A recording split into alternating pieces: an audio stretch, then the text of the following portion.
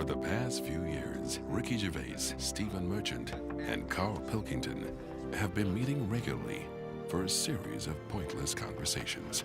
This is one of them. Testing. Is that all right? Hello and welcome to the Ricky Gervais Show with me, Ricky Gervais, Stephen Merchant. Hello. And the little round-headed buffoon that is Carl Pilkington. All right.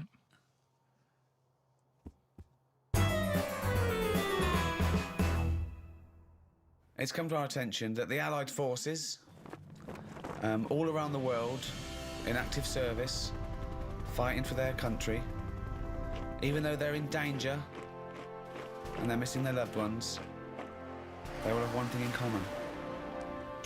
The love of one man, the respect of one fellow soldier. He's a civilian, but he's one of them. He is, to some, just a little bald-headed fool. Carl Pilkington. Carl, what do you think? What do you think of this? It's an honour, isn't it, to do this? Yeah, it's all right, yeah. Brilliant. Okay, there's people out there, Carl, they're fighting in Afghanistan, Iraq, all over the globe. They're in a dark building. They're not breaking radio silence. Morale, often low. There's one man they can turn to cheer him up. Come on, they want some words of encouragement, some words of wisdom. Something to keep them going. A message to the troops. Come on. Go, Carl. What is it? You're like their Winston Churchill. I don't know what to say to him, really. Do you know any soldiers? Well, yeah, my brother was one, wasn't Yeah, but he got kicked out. Why did your brother get kicked out of the army? he? Well, it's a few things. I think you get a few chances. I think the final straw was nipping out for some fags in a tank. Just think of that. Just think of that. Amazing. And it's, Just see that, just a little corner shop, just like things shaking, jumping off the shelves, and they're going, what is this? What is going on? 20 Rothmans, please. yeah, there was loads of things. It was that. What else did he do? I think the sergeant wasn't happy that my mum wrote the sergeant a letter trying to get my brother out of going to Northern Ireland. What did she say? I love this. What did she say? Wow. She wrote a letter. Like, trying to get him out of PE. Yeah, I know, yeah. It was all Let's like... not He's had a forget- chesty cough. Let's not forget, your mum is a person who put Tipp-Ex on a spider so your dad couldn't kill it, so she knew it was the right so it didn't spider. get vacked In up. case your dad killed a real spider, then thought I better replace it. I mean, the No, it wasn't just that. It was Tipp-Ex, so that when my dad was vacking up, or my mum was vacking up, it stood out. It wasn't like branding a sheep. Right. It was there, so it stood out, because they used to have, like, what's the name? Laminate flooring. Right. And my dad changed it to darker carpet, so Right. all of a sudden you couldn't see it anymore. I've never heard anything like this. I don't remember this story. No, she no. had a pet spider? What do you mean? It was just a spider. Yeah, she kept a spider. They had a spider, but then it became a pet because it was there all the time, as opposed to just getting rid of it straight away. Like, you know, because you didn't clear it away it's straight a away, house. suddenly it's a pet. It's Yeah, it's a house spider, because they live in houses. You make them welcome to get rid of other little bugs and termites and stuff. My brother's left home, I've left home, my sister's gone. It's something for my mum, innit? She's got a budgie. There's only so much you can do with that. It's not as free, is it, as a spider? right. So she just looks after that one. They lived for about 8 years. I'm bored of a budgie. Get yourself a spider. Anyway, They live in holes. that's a different thing altogether. She just wrote to the sergeant and said, just sort of, look, I didn't want him to join the army. It was his dad. He didn't get a job. His dad told him, if you don't get a job, you're going to join the army. He ended up joining. He's joined at a bad time. He hasn't had enough practice at this yet. Can you just let him Surely off? that's for them. Surely that's for them to decide. Yeah, No. she's on there going, he can't shoot for toffee. He was all right about it. The only thing that really annoyed him is my mum started off the letter by saying, hello, Chuck. Not appropriate. And he called back, though. He did call her and said, look, I don't appreciate it being called Chuck and stuff, but I got a lot of mothers are in the same boat. Sorry, he actually mentioned don't call me Chuck. Yeah, he brought it up because it's all about respect, isn't it? And Well, she's a civilian. yeah, but I suppose it's respect still. He's putting his life on the line. Someone's saying, all right, Chuck. So he phoned back and he said, presumably. Well, I mean, if I was him, I would have. Not only would I have sent him to Northern Ireland instantly, Yeah. I'd have put him in the most dangerous spot. Yeah. I mean, as punishment. To get your mum to write a letter? No. He didn't ask my mum to do it. She did it off her own back. He was probably horrified, wasn't he? Oh, wow. But imagine that. The Sergeant Major go, attention, got a little letter here. Let me read it to you. Hello, Chuck. Just reads it out. And he goes, Pilkington, come here, you horrible little man. Imagine him reading out in front of the troops. I remember sort of looking up to him thinking, he's in the army, I want to do that. He used to come home quite a lot, but he used to do me dad's head in because he'd turn up with like a wagon with like a load of his mates in it, just turning up we didn't have any notice. Just turn up and he'd bring them all in. Come on, he'd be drinking my dad's whiskey, it'd kick off, my dad saying, get out. Mind the spider. And, Don't tread on the spider. Yeah, he used to just turn up with like half of F Troop. And he'd just take over the house. And my dad used to be on night, so he'd hear all this going on, come down and go, what's going on, get out. He's going, oh, we've come out, get out. So it'd sort of kick off a bit. I'd see him for a few minutes and then he'd drive off again on the truck. Not a model soldier, then? Well, what's a model soldier? I don't know. I mean, I always thought it was good. When I was younger and, he joined, I was like, oh, I'm going to do that when I get older. And my dad always said, you won't be able to cut it. He said, you can't do it. Oh. And I said, no, I can. Look how good. Because I used to make my bed really neat. Right. So it was mainly housework you were good at. Yeah, you're probably better off as a mum. No. It was like, because it has to be immaculate, doesn't it? They look for no creases and that. And I was a bit paranoid with my bed. Just with the duvet and that. I used to. Duvet? Do they have duvets? Well, I don't know, but just making the bed pride in appearance of the bedroom. Yeah, it's all about discipline. Once it's all about, I made it, no one could sit on it. I used to get all stressed out and feel sick if someone came in and sat on my bed after I'd made it. So don't be coming in. And it was annoying because that's where the CB was. So everyone used to come in, so I would go on the CB and sit on my bed. They'd be going, don't sit on my bed. Made it. Right. Why do you used to feel sick? It was a bit of a thing. I just didn't OCD, like it. a little bit of, It's yeah. like I've gone to the trouble of making it. Why have you just come in and sat on it? I wouldn't have made it. Yeah, but hold on, though. You do that in the army. Sergeant Major comes in and goes, Pilkington. And he does it for a laugh. He turns over your bed, he pulls out your locker, he gobs on your shoes, right? He goes, start again, you cunt. What are you going to do? Going to be sick? No, you're going to go, yes, Sergeant Major, I'm going to start again. No, I'd say, why did you do that? I'm missing home as it is. I'm stressed out. I'm just trying to make me surroundings as nice as possible. Teddy's on the floor. You keep coming in and messing with it. Can you not do that? Who are you talking to, you little bald cunt? Maybe my dad's right then, because he said my dad sort of said the bed making's all right. He said, but you're not that good with laces. Wow, did you have to tie your laces? Well, I just never been that good. I can tie them, but they never sort of stay tied for a long time. I have never seen him tie his laces. I've realised that. No. He always comes in. Does Suzanne do them for you? Is he a little mank, one of those little mank trainers where they're all tucked in, where you don't see the laces? I tend to just get a good knot on them and then just leave them and kick them off, and then they're tied permanent. So you've got slip-on laced-up shoes, basically? Yeah. I don't like But they laces. can't be I don't tight understand enough. why laces are good anyway when you're in the army, especially with boots. You have boots with like about 60 holes in them. If you're in a rush, if you're in bed, you get out of the bed, you make the bed, the sergeant comes in, rips it apart again, he's going, there's a war, and you're going, stop messing with the bed. And then I'm there trying to put my boots on, you got 60 laces. I don't understand why Velcro hasn't been used. Velcro is ideal for a war situation.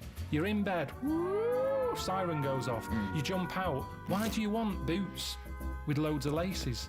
Well, that's a thought for the... If there's any top brass listening. How would you cope, Carl, in a war situation? Ignore the mechanics of being a soldier. I'm talking about the fear. I mean, these men and women are brave beyond compare. Constantly under duress. I was told he had good pain threshold. By whom? A woman at that face rub place I went to. Right. She, because they ask you when you go in. She said, what's your pain threshold like? I said, I don't know. Try and avoid it. She was going, yeah, but, would you say you're very, very good, medium, or bad? I can't imagine you getting hurt much because the signals to the brain, you've got, it's dulled, isn't it, with you? So you don't really Yeah, but then Suzanne always moans at me when I'm going, oh, God, my wisdom teeth is aching. She's going, oh, shut up. She's saying, you haven't got any wisdom teeth, you dopey cunt. No, she just always goes, I had it and I didn't make a fuss, but it's one of them things that you can't get through to people pain, isn't it? Yeah. And they don't know what your pain threshold is. So, like I say, I've got brilliant pain threshold. I'm saying my tooth's hurting. She's saying, oh, shut up. But she doesn't know. I think I've talked about it before about giving someone the pain that you've got. So you go, there, have a feel of that. I'm in agony here. Yeah, but you've made it up that you've got a high pain threshold. This isn't... This is not scientifically the woman told me. The woman told me. Well, does she know? Because I haven't got to it yet. When I had the face rub, she was sticking electric into my head. And she was going... What sort of place is this? This wasn't a spa. No, it was. It's what we do now. Jesus Christ. What, she I don't know, so she just plugged something into the mains? She plugged something in and rolled it Did she have an assistant called Igor? Was it in a castle in Bavaria? She plugged this thing in, rolled it over my head, and said, is that hurting? I was going, no. And she went, oh, right. And she said, and then by the end of it, she said, look at that, I had that on full. I said, what is it? She said, it's an electric current. That does something. I was going, really? That does something. She's a scientist. And She's a maniac. She said, no, when you fill out that form, just put you really good at pain threshold. Put you really good at pain. You're going to come again? Well, yeah, 50 quid. Let's try it on your testicles next time. So, you know... Sorry, how was this? What was this supposed to be achieving? It was like a face rub. You've gone in for a facial and she's testing out what your pain threshold is? Well, that's what I said. I said, hang on a minute, what do you mean? It's meant to be relaxing, this. Yeah. You normally have whale noises happening, and now it's going to be me screaming. She said, no, it's just, we have to ask, we have to make sure, because there is a bit of pain. Heat is heat into these hot cloths. Bit of thumb screws. Let's get the thumb screws out now. And plus all that kidney stone pain that I had. But you just were in agony when you had the kidney stones. I don't remember you having this triumphant pain threshold. You gave up instantly. Whinged and whinged. Yeah, because you have to get seen. If I go in there and I'm going, I'm in agony, and they're going, you don't look like you're in agony. I'd be at the back of the queue. So you have to go in and go, and they're going, quick, get him in. So pain threshold is good for yourself, but it's not good for other people. So you were bullshitting? You didn't feel pain at all? I was in agony, but I can hold it off. I can sit there and be quiet and have a sweat on.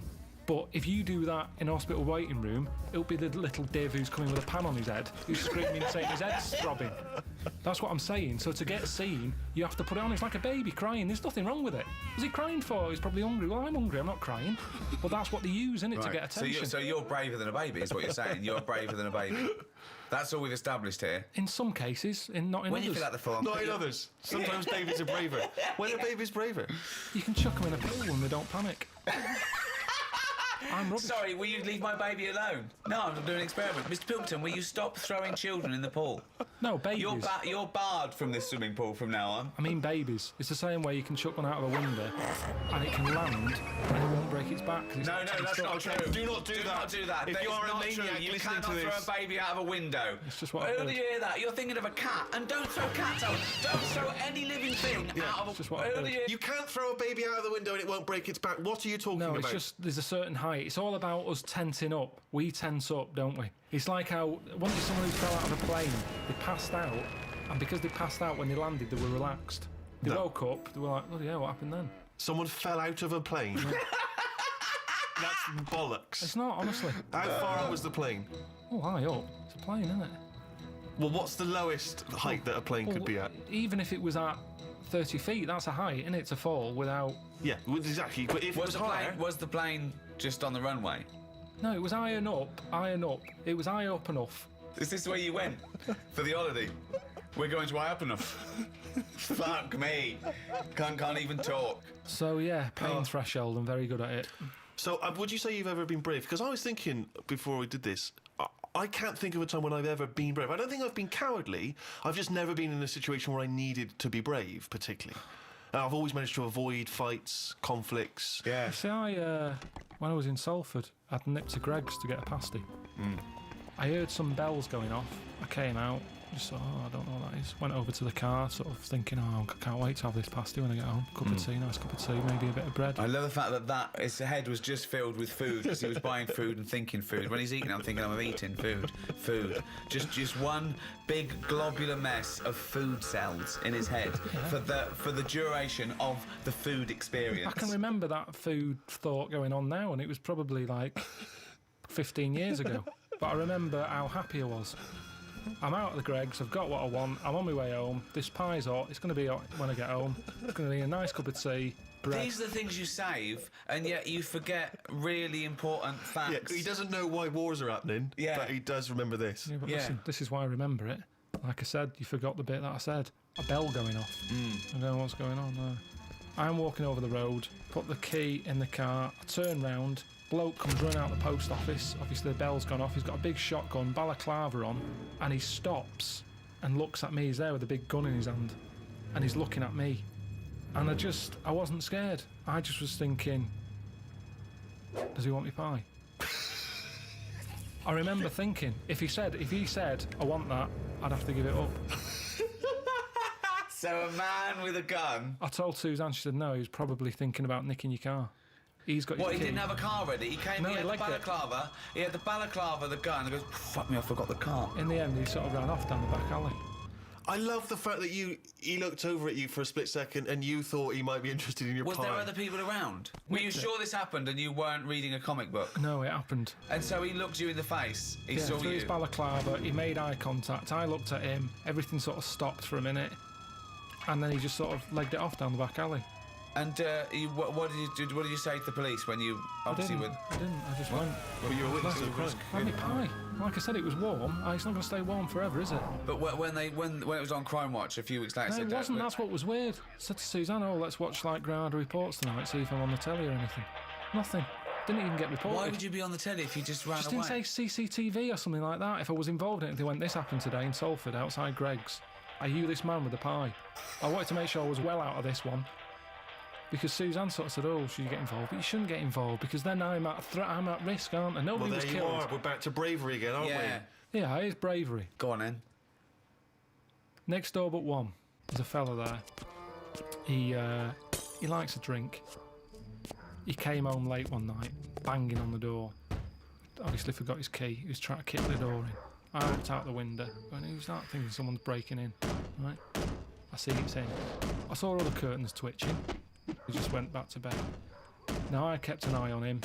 He kicked so hard, he fell back, dropped his curry, landed in the road. Dropped his curry. Right. Oh God! Why didn't he get a pie from Greggs? Because that lands and it's still fine. So, anyway, he passes out. Right. Curry all over the shop, Yeah. head in the road. Cars come down that road, Yeah. sometimes pretty fast. Yeah, It's of night course. time. You could Yeah. get his head squashed. Yeah. Like I said, curtains are still a twitching, no one's a helping.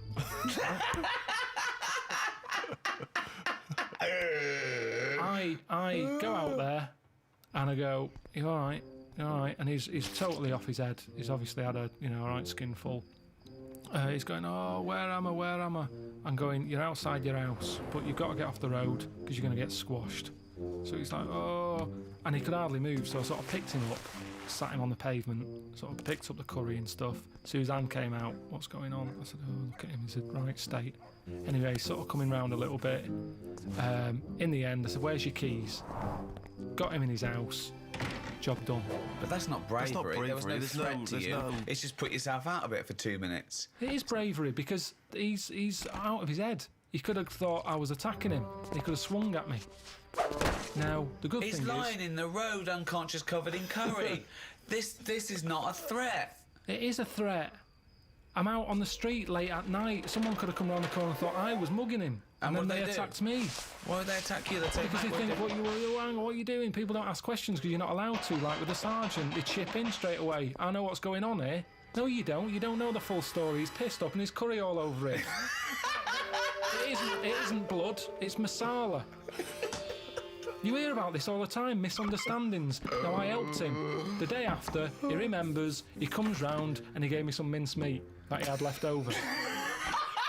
I love this. Where do you live? This is amazing. Oh my God. So the thing is, it goes to show that I put myself out, he appreciated it, he said, "You're right, the way cars come round here, I'd had a bit of a week, I'd had a lot to drink, good on you." Now, no one else chipped in. Now, it is bravery, kind of, because no one else went out there and helped. You didn't even know about that. It's only because you just asked. It was ages ago. I don't shout about it. I don't want an award. Have a go hero. I don't want any of that. I just did my There's bit. no have a go hero about it. Did you take the mincemeat? Yeah, I did, yeah, it was good stuff. Yeah. That's better than a ward and away, isn't it? I told him that. So, it depends. I think there's different ways. Bag of mincemeat! I love that! I was saved by a bald man. Slaughter my finest pig, mince the meat, and send it to him.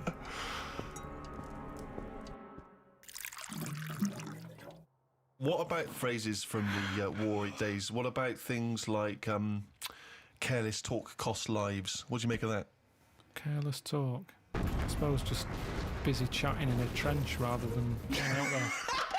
No, it doesn't! It doesn't mean that! Have another go. Careless talk costs lives. They used to have posters up all over London and other cities. Careless talk Costs lives. There was another one, there's another saying that means the same that might give you a clue. The walls have ears. Yeah, but that just means don't be slagging someone off because someone will hear it, pass it on, and then they'll end up fighting their own instead of who they should be fighting. Well, no, you're almost there, but think about what you mean. It's not about gossip, it's not about... Well, in a way tittle-tattle, it is, but it's about very specific gossip. Much more important tittle-tattle. Careless whispers. No, that's George Michael. Say again, what's the first one again? Careless talk costs lives. I don't know, I imagine it being like a... Don't go shooting your mouth off about things you know about the war effort, because there might be a German spy in the pub, disguised as a barmaid. Oh, you're lovely, Tracy's going, yeah, I'm Carl. What do you know about the war? That's true, that does happen. I remember my brother being in the army, he had the same thing. He was told not to, because he liked the women and that. Yeah. He was told, listen... One of them might be a German spy? Yeah. He said, don't be going out with German women, because they're quite muscly.